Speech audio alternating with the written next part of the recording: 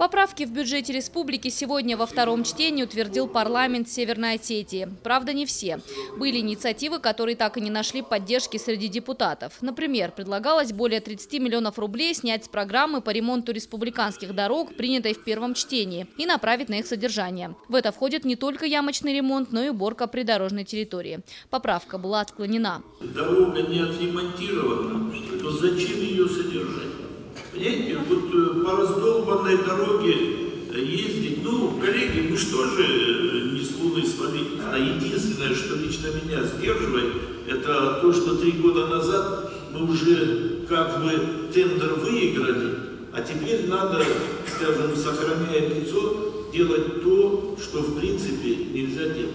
Еще один важный вопрос был вынесен на обсуждение – обеспечение сел правобережного района водой. Для этого от селения Старый Батако до Заманкула необходимо проложить трубу протяженностью более 11 километров. Дополнительно на реализацию проекта требуется 64 миллиона рублей. Парламентарии долго не могли понять, почему в первоначальной смете не учли все расходы. Кстати, труба все же есть, а ответвления от нее, по которым вода будет течь в села, нет. Я на самом деле мечтаю, чтобы в Заманкуле утки научились наконец-то плавать.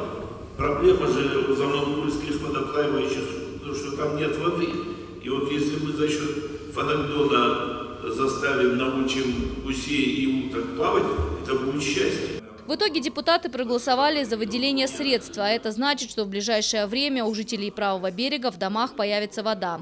Всего парламентарии рассмотрели более 10 вопросов. По каждой поправке голосование проходило отдельно. Возникли вопросы по поводу появления в бюджете 70 миллионов рублей, с учетом того, что в первом чтении этих денег не было. Выяснилось, что это прибыль от алкогольной промышленности. В итоге было принято решение распределять бюджетные средства по итогам первого чтения без учета акцизного дохода. Елена Черенкова, Олег Рамонов, Заур Цеов, Осетия ТВ.